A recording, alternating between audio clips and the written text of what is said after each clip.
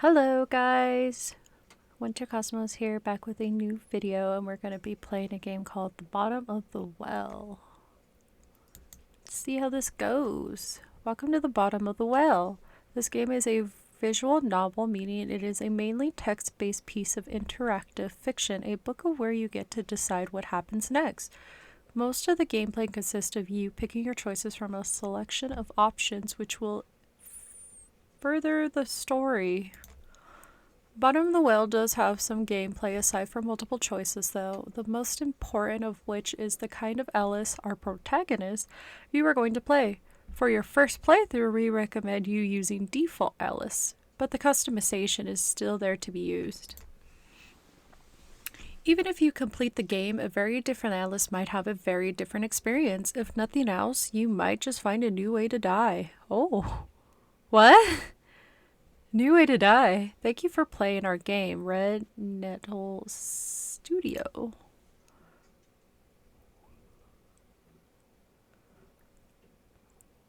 I don't know. Let's go with Dark. Dark Alice is an Alice mini-maxed for maximization, ruthlessness, and effectiveness. She will almost certainly be able to survive most of what the world throws at her, but she will not be able to reach the absolute final end. She is a canny, super fit survival with excellent organization skills, but without a social or a romantic bone in her body. Oh, this is a game you play multiple runs, I guess. You can customize your Alice down to an individual stat point if you wish, though it is not recommended for your first playthrough. It is, however, advised for subsequent playthroughs. You'll have to invest all 9 points before you can continue. Oh.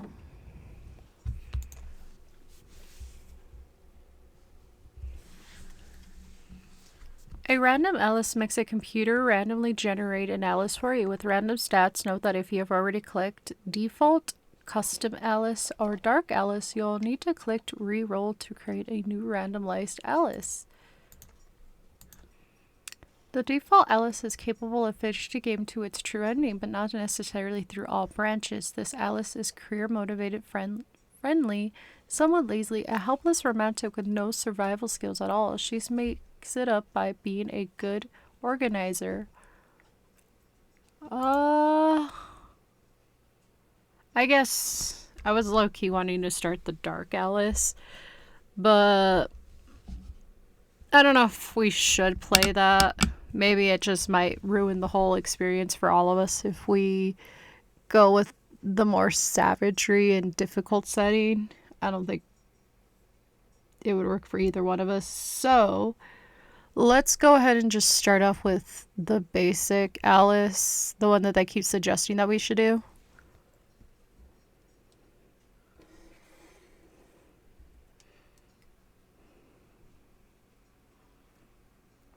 Oh, hello. Good morning, A. Good morning. Did you catch the anniversary reading last night? Is that Mad Hatter? No, well, I tried, but I fell asleep. Listen, about that. You fell asleep. Oh, come on. Alice in Wonderland is like our favorite.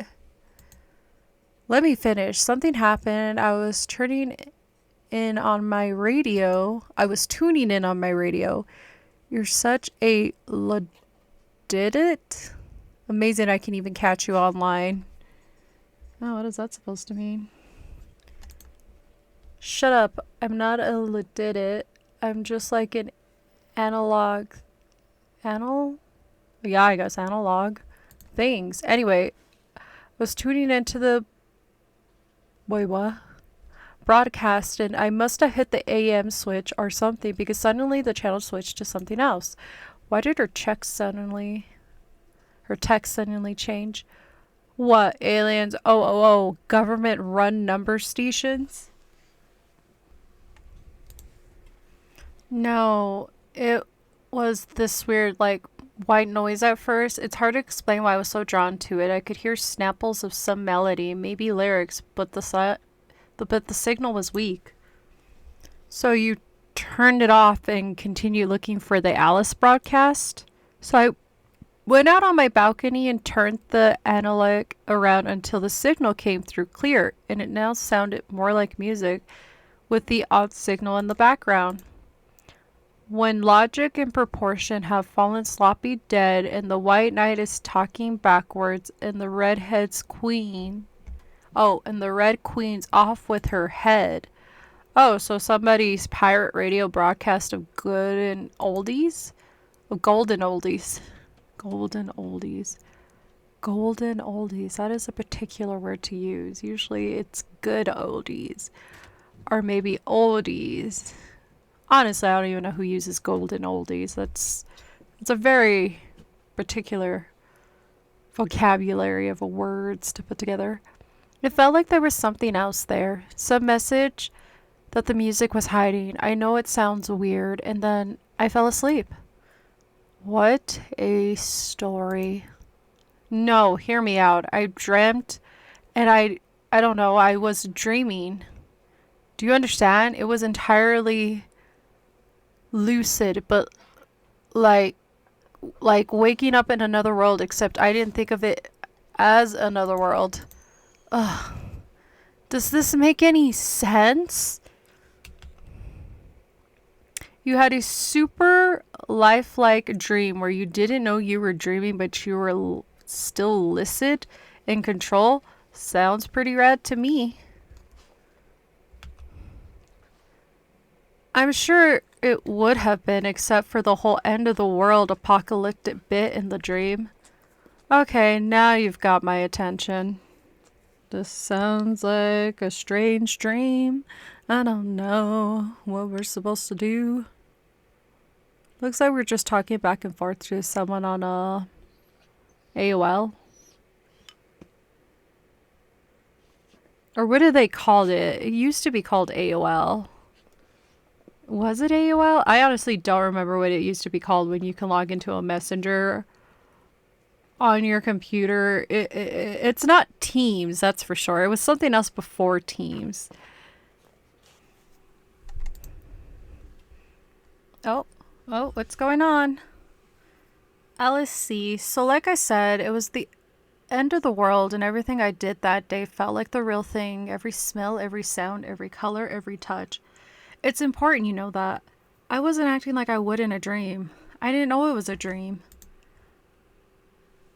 Mad H. Obviously, it's Mad Hatter. Heavy. There was no warning, no build-up, nothing. Just between one moment and the next, the TV had turned to the emergency alert system, and this voice that sounded like it had been recorded in the 60s told us we were under attack. Were you alone? Yeah. I had a really long day at the office, so I had sworn off all social contact for the evening. I had the TV on in the background just as noise. Wait, what? The office? You mean you got some kind of real adult person job in this dream of yours? What is that supposed to mean? Does no one really work office jobs? I guess I wouldn't know that answer. What the ratio would be versus retail, office setting, or non-office setting, because there's a lot of jobs out in the world to fit that in a category. Nah, I think I'm good. That would call for a statistic, and I'm not about statistics. I personally can't understand statistics. Well, I mean, I can to an extent, but creating one's a whole different ball game. Yeah, actually, at the college, a student administration's office. Hey, don't sound so surprised. I am going to graduate in just a few months, you know. Uh-huh. With a BA in English Lit. Ooh. Wow. Feel called out by that. I mean, I did take courses in English Lit. So,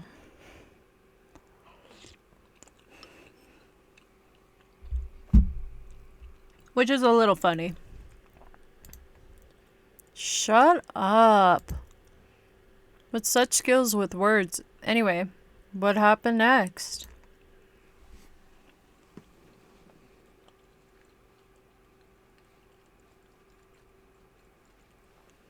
Like I said, the TV suddenly turned to the emergency alert system. Jacked the volume all the way up too. I didn't even know why they could do that. Oh, I put the why. Wow. I didn't even know they could do that. The broadcast told us we were even under attack right now and that we needed to get to a shelter. That we had less than 30 seconds before the bombs hit. Ooh. If it came from the 60s, the audio of the alert system, which part of the world was that? I'm not entirely sure which war was going on in the 60s. Not really good with remembering those kind of things. I don't think it's the Civil War, because the Civil War was further back in the day. It was something. Did everyone just have like pre-built emergency alerts back in the 60s? Is this what I'm hearing? And it just triggered off in this thing? Because I mean, weren't bombs back in the 60s like the biggest thing to happen? And that's why like they built a lot of bomb shelters in certain areas of certain countries and states and all that jazz.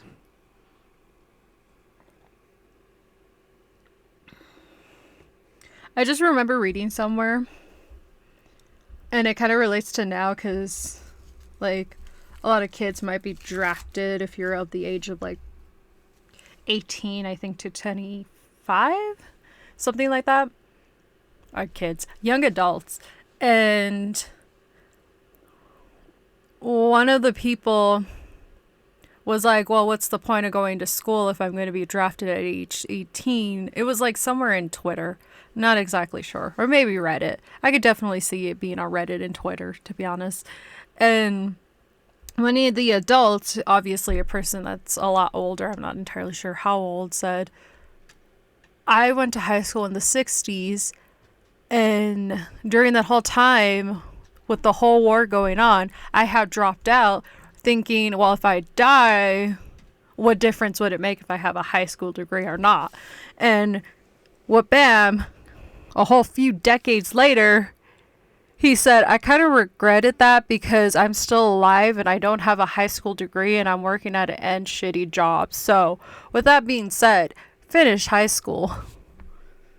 Don't do what I did and assume that war and the bombs hitting us is going to actually happen, because it didn't in my case. And it made me laugh really hard just because it's very much that whole aspect of fuck around and find out. Like, he fucked around, dropped out of high school, found out a couple years later, I'm pretty sure not even that long after, that nothing was really going to amount to the devastation that he had assumed it was going to amount to. And then has to work the rest of his life in like whatever situation he got himself into. And it just very much cracked me up. And this kind of reminds me of that. Not sure how I came to that conclusion. I'm guessing the 60s thing is what triggered that into another memory. Anyways. Jeez. Sounds scary. At first, I didn't want to believe it. I switched to the main channel. Oh, there I go again. I really got to stop doing that. I'm trying to catch myself from kind of noticing that I add words in, because this has always been a habit. It's nothing new. It's not something I've developed just because I'm talking over a game. I've always done this, and I guess I've never realized how bad it is to an extent when I start voice acting certain things. Usually when I read with my inner dialogue in my brain, it's really not that bad. But I guess reading out loud is a lot different for that, and my brain is just putting whatever words seem to fit there instead of what's on the script. I improvise too much, apparently. At first, I didn't want to believe it. I switched the channel, but they were all the same. And then the sirens started. Tornado sirens, flood sirens. I don't know. And I knew things were serious. So what'd you do? Ooh, we get options. Look at all these options. Alright, let's see what the options are. I went online to find out what was going on. I immediately tried to call Chess. What's that cat called? Chester? Right? Chester? Is that who she's talking about? I need to think about my options. Let's see what I went online to find out what was going on for. Didn't you try calling someone? Like your parents? Well, I don't know. Is that the immediate normal response people do? Well, first off, I would go on my phone and look online anyway. That's what I always do. I go online and look at dumb stuff, so it's not like I'm getting a lot of information anyway. Of course I've tried. It was futile. The phone network was completely overworked, but the internet still worked fine. So what'd you find? The net was still working, but the bandwidth was severely lacking. The major news networks were either down or overloaded, but it was all the big search engines default to some kind of government site in a super simple HTML. That kind of confirmed it was really the real deal. Isn't the net supposed to be some kind of DARPA invention anyway? Wouldn't be surprised if they had some kind of system in place to take it over if need be. Honestly, I wouldn't even know how that would work for the internet because the internet is such a vast World Wide Web. Like, you could maybe function it to a degree, but if someone can just override that, how would you know if that's taking place? Like, I don't know. I guess that's the bigger context.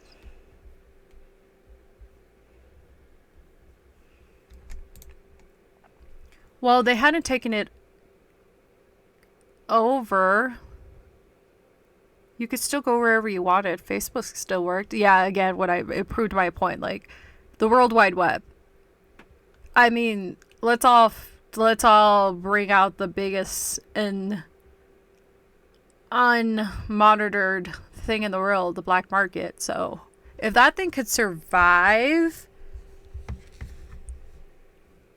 in the deepest webs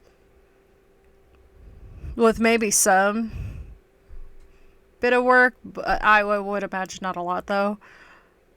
Obviously the internet would still be running freely wild, given a crisis. So post-apocalyptic proof services?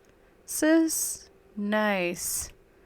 It was insane. I tried to get in touch with my brother. He's the only one who's even gotten an account, but there was no reply. I spammed my aunt and sent an email to my mom, to my mother, but I don't know. It felt like I needed to find someone right then and there. And a group chat. It was spreading through our social network like wildfire. Someone had found the closest old fallout shelter that was actually still operable, down on the 3rd floor. People were going there, just grabbing all they could and running before the bombs fell. So what happened next? You know, I did find you online. That must have been useless. I'm all the way over here in the old Brittany? Unless things were different in your dream. No, you were still in the UK. The bombs had already started falling there and you...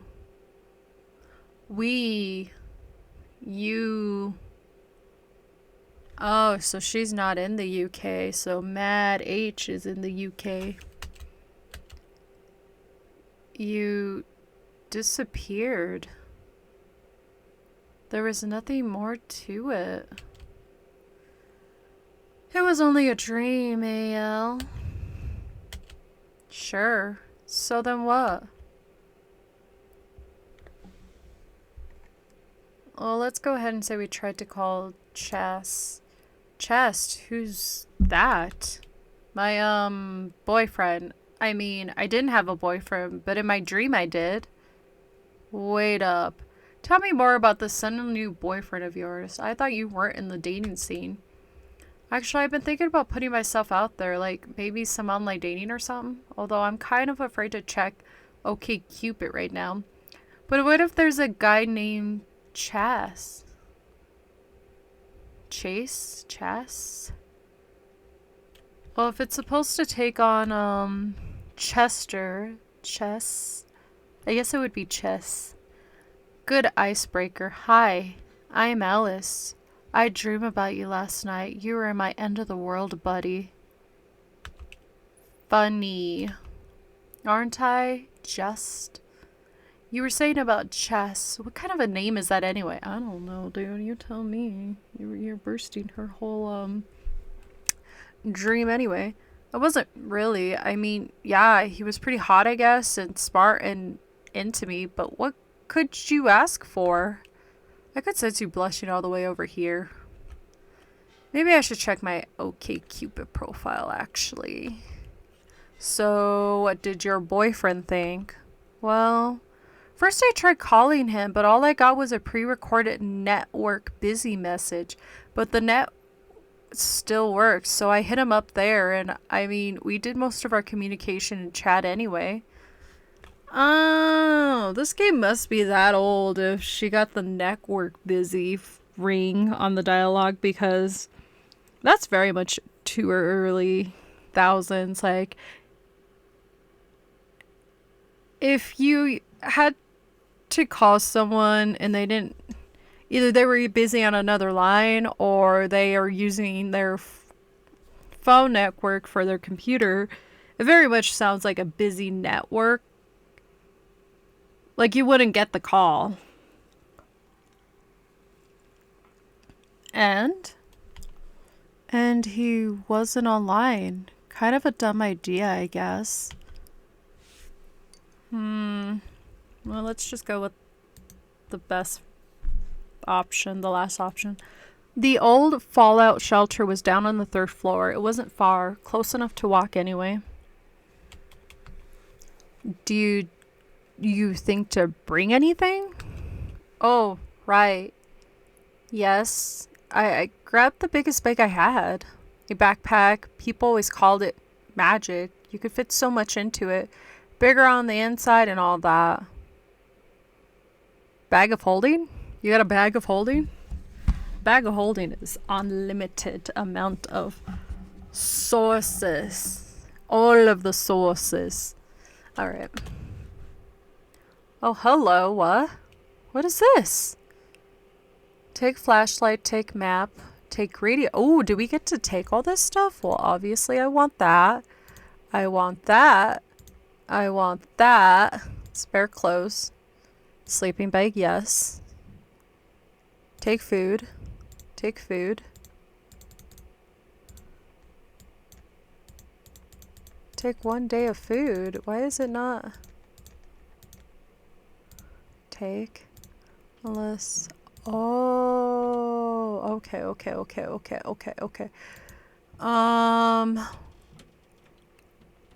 Drop radio. Let's take some food.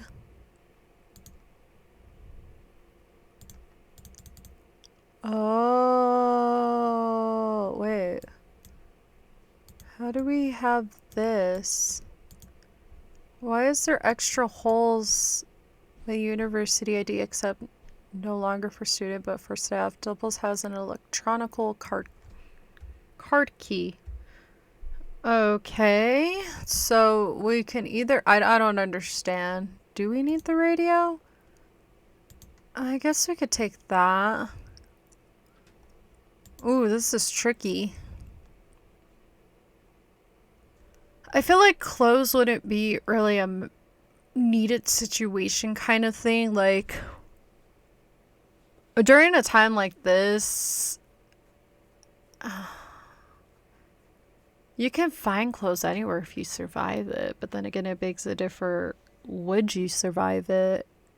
If you go down here, would you still be able to survive it? So I mean, radios can work, but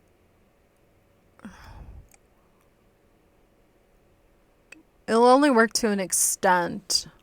Because if there's really nothing to report on, then you're really not going to get anything unless someone's willing to be nice enough and kind enough to go on this somewhere with a radio station and be kind enough to send out a message that everything's okay. But otherwise, it's going to be very much a dead lost art at that point. If bombs hit anyway, and depending how many in the radius of that, anything on the surface level is just not going to survive. I would imagine neither is layers of the earth would survive that. It's a bomb. It's coming downward, so ain't nothing surviving that.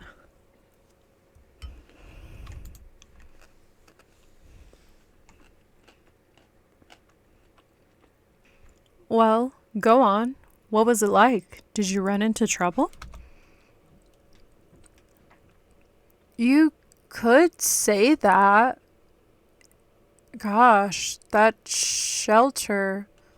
So I headed towards the shelter from my apartment. I'll admit I was still kind of hoping it was all just some kind of big false alarm, and by tomorrow everything would be back to normal. Like an extreme version of Orson Welles' War of the Worlds broadcast. Oh! I didn't know it was a broadcast. I thought it was a book. So the only reason why I know this is because my little brother is very much into the Worlds of the Wars. Like he loved the concept of the book and he loved the concept of the storyline. And when they came out with the film back in 2000 something, we both sat down and watched it, and it was my first time watching it as well. And it wasn't at all what I was thinking it was, but it was very original in its own content, its own source of storyline, because not a lot of things do come off as like taking influence from other things, and this one was such a very much newer version of an H.P. Lovecraft, and just the whole interaction of the human race with this unknown entity. It was interesting. So the fact that they're comparing it to The Dream and that there's a broadcast version pretty much shocks me. Did not know there was a broadcast. I didn't even know it was a... Was it a first broadcast and then a book? That would make sense, to be honest.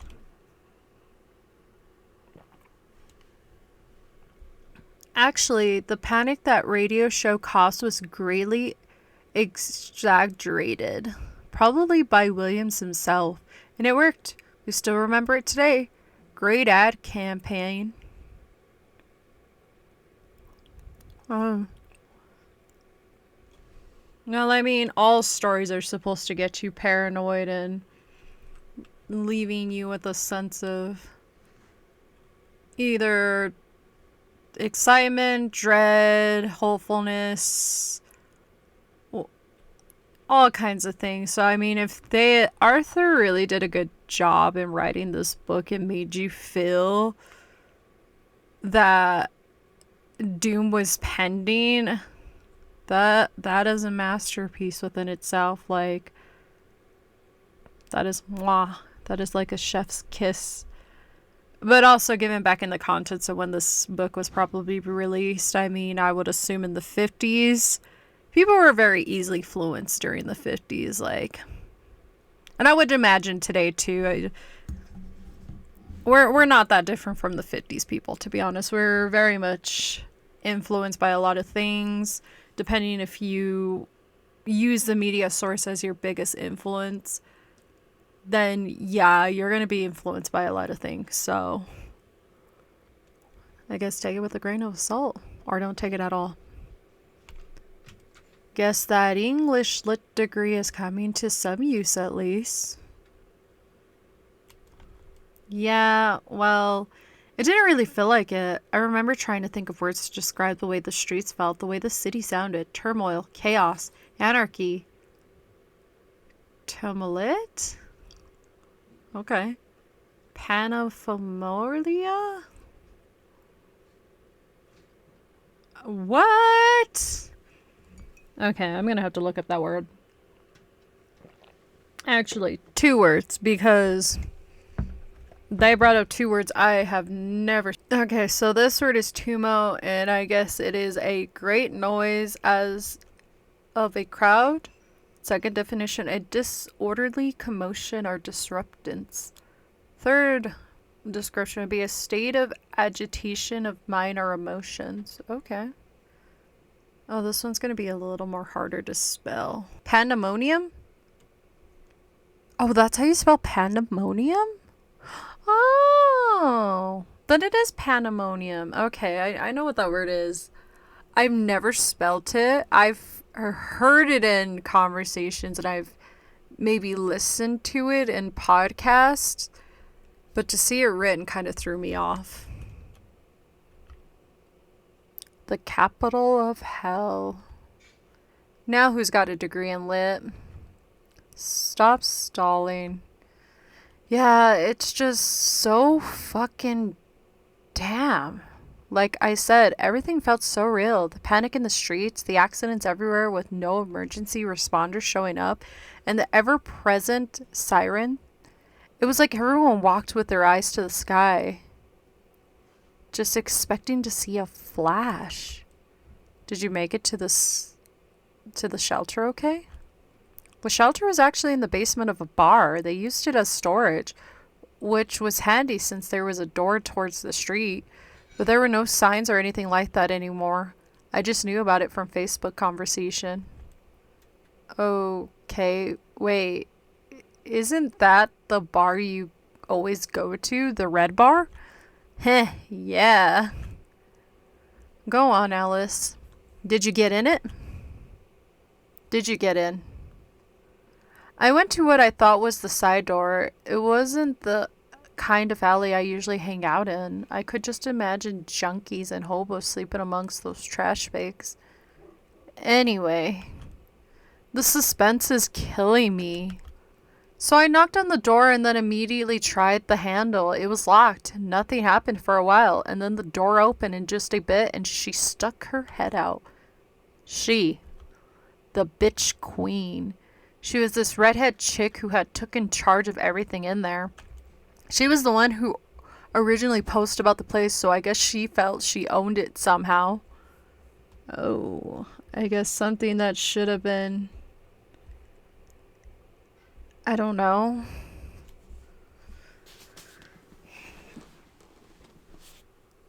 It sounds like she got greedy as people started getting there. She stood there in the doorway looking me over and then basically said, "We're full." Like it was an excessive club.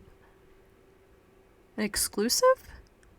I guess that sounds about right. An exclusive club. Because they're saying she's not allowed to be there. Which is always funny because when you go into those situations, it is very much still gonna have that hierarchy of social class. So it's showing. I can't believe they just keep you out for no good reason. Heh, not a chance. There was a sign on the door that said capacity 100, and there was no way there was 100 people in there already. I said as much. She didn't reply. I guess you didn't just let it be at that. Oh, I think I got something in my eyeball. Ooh, I tried talking my way in. I tried to push the door open. I said I wasn't the only one waiting to get in. I gave up. Well, let's go ahead and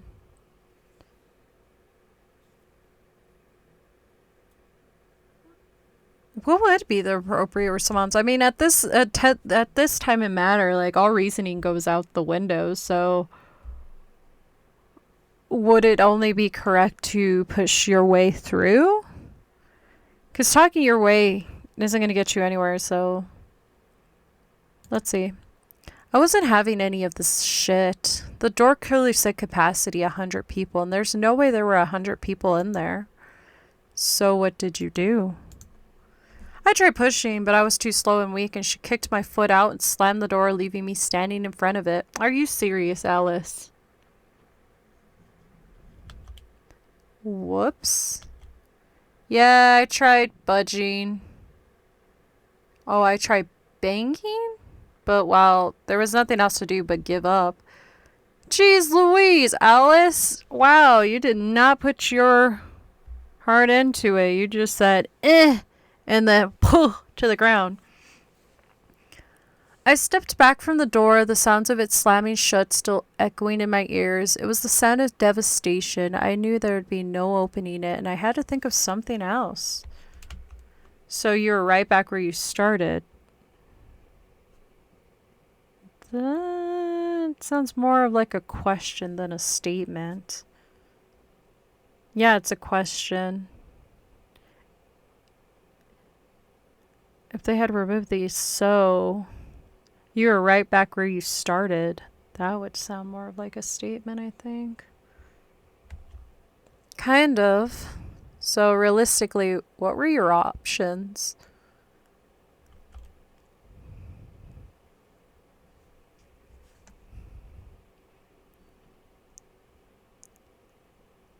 At this point, I would just travel to leave the city. So what was your plan?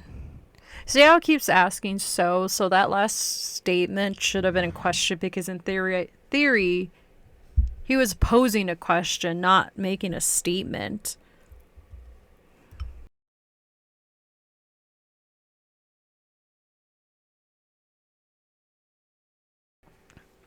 I can imagine they must have been pretty bad. You live central, don't you? Yep, and yep, those streets were bad, really bad. Accidents everywhere. Gridlocks as far as the eye could see. Panic. Pamela? Awful. So no business, no metro, and you didn't own a car, correct? That's right, but I had a few options. One was to start walking until I got out of the gridlocked zone. And then still a car. People were leaving them with the keys in the ignition, just running away. Yeah, that sounds about right. Okay, sounds awful and reasonable.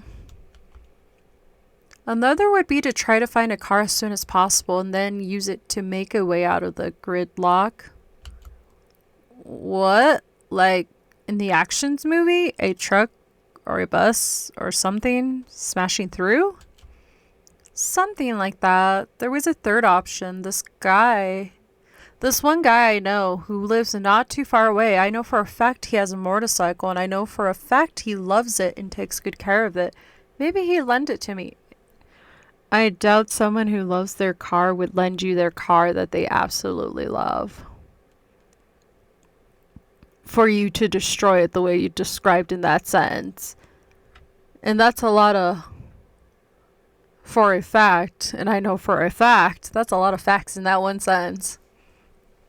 Led his favorite thing to someone who is self-awed, leaving forever to live as a hermit out in the mountains. I'm sure he'd be thrilled.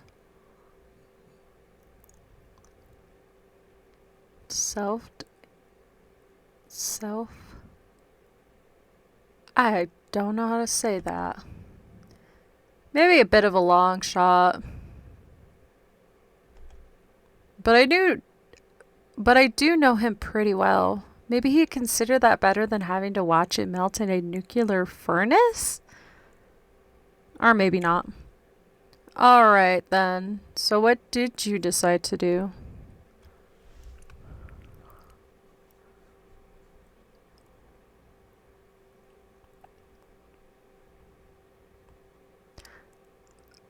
Wouldn't it be better to like walk it, I guess, or jog it or whatever?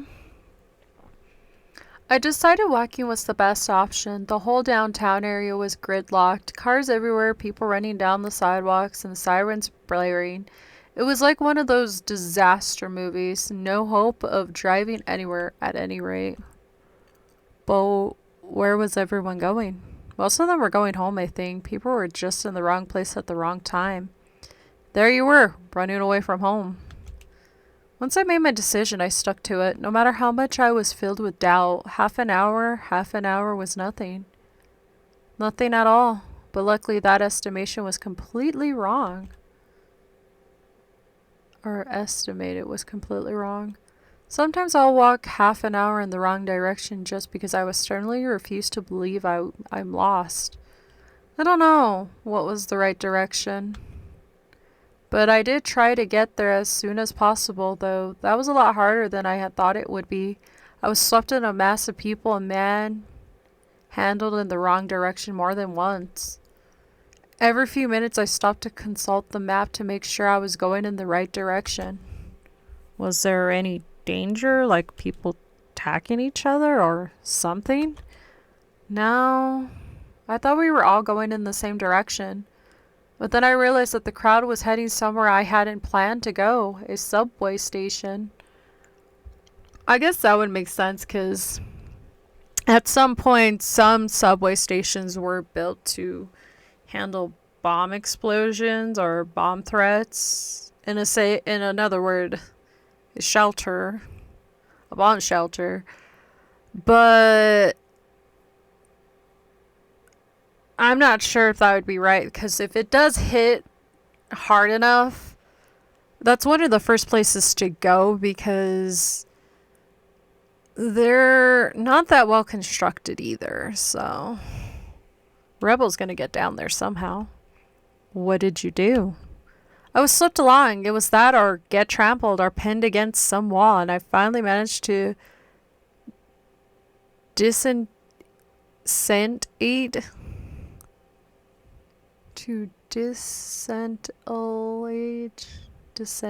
myself at this stalled mass of people just outside the entrance. Apparently it was closed and people were trying to break through the gates. By the time I was out, though, I had lost a lot of time. Oh, imagine trying to drive that through with a car. Or maybe we could have gone with a car and it would have been faster. I don't think it would have been. Time. Yes. Isn't that the thing you're fighting here? How far away were you planning on getting? Well, a lot further than I had gone at that point. I could particularly still see my apartment building, but the crowd was slowly thinning at least, and I actually saw a vehicle in motion, an ambulance, waving between stalled cars with its sirens blaring. What'd you do? Ooh, what I had planned to do, find and apprehend a car, keep walking, though I started looking for a shelter, keep walking, intending to get away from the danger, for I had to stop walking. I guess let's go with the top. I'm still not sure how you're ethically adjusting this to yourself. Justifying this. Oh, I said this so wrong. I'm still not sure how you're ethically justifying this to yourself. I was scared out of my wits, and it seemed like a good idea at the time. Fair enough. So, did you go about it? Fair enough. So, how did you go about it? I, kind of just jumped in the first open door I found, and of course, there was no key, because the driver still had it. He had just been on the other side of the car. Seeing me sitting there, he had a post-apocalyptic fit and then ran at me, keys in hand. Damn it, Alice. I knew you were a car thief material. I panicked when I saw him coming, and I went for the door. He saw me do it and tried to stop me, but in my squirrely state, I managed to close it in his face and then immediately lock it. And of course, he did have the key, but I managed to crawl out the passenger door before he got the door open again. Lucky. Hey, it was my first attempt at car theft, even if it didn't go very well. I'm assuming you stopped after this? I sulked around for a bit longer, but I didn't dare try another car. The next guy might have a gun in his hand, not the keys. So finally I decided to stop wasting time and start walking. Shouldn't you be finding some kind of shelter?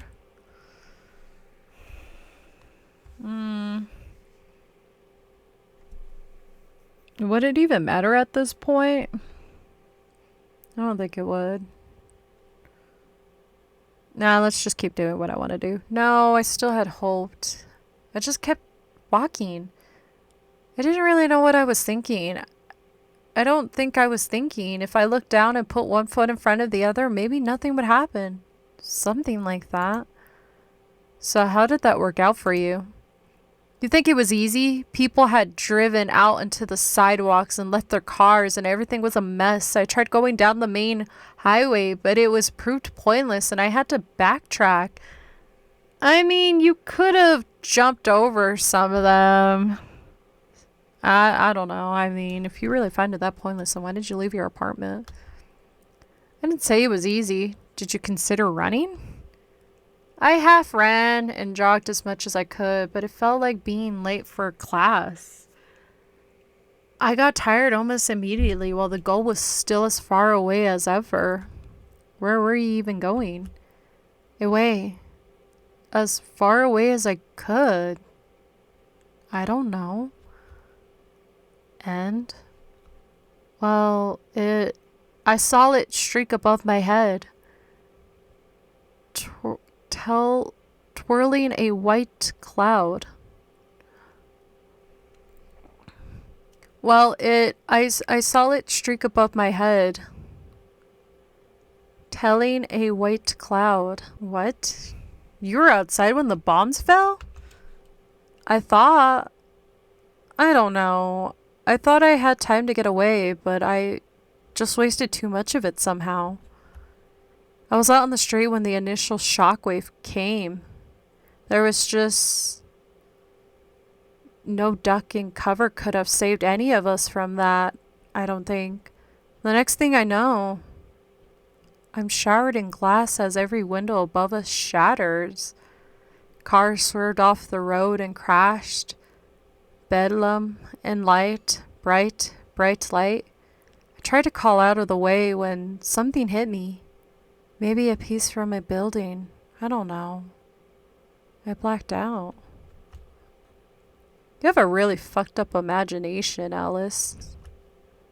I don't. It didn't feel like a dream. That's the thing. Because you don't wake up in dreams, do you? But I did. Bleeding. Alone. Out on the street.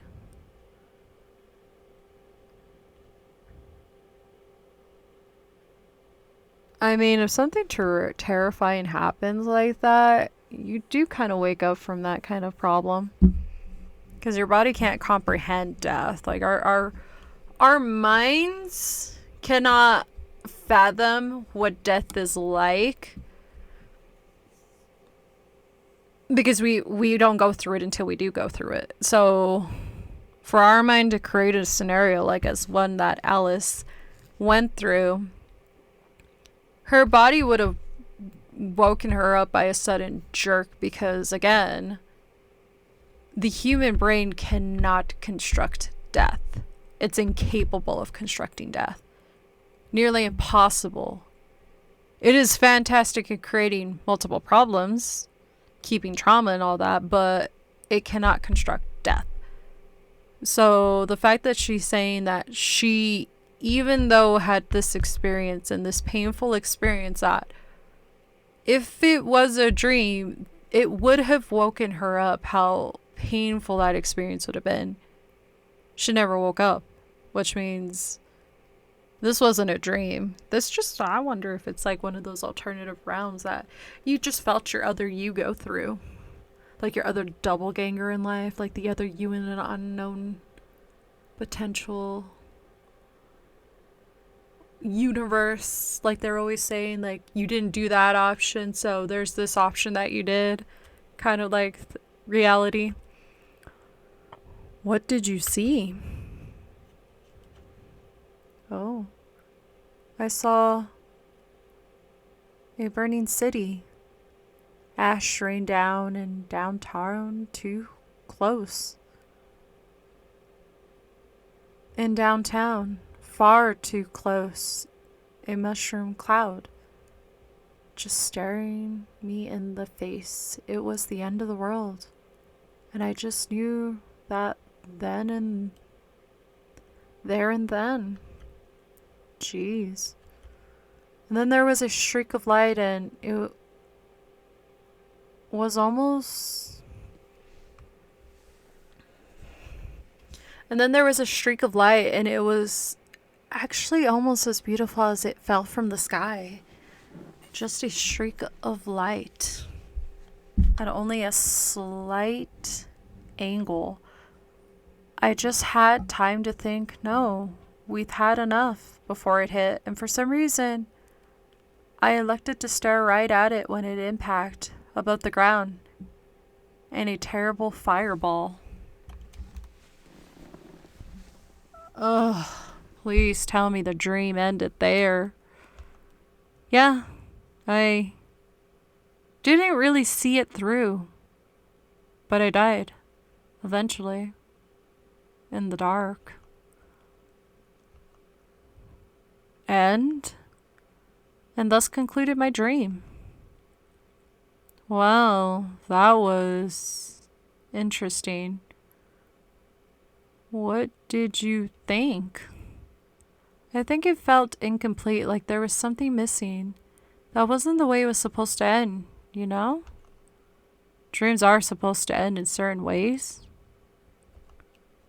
This one was, I think, it felt like it was trying to tell me something, but I wasn't listening closely enough.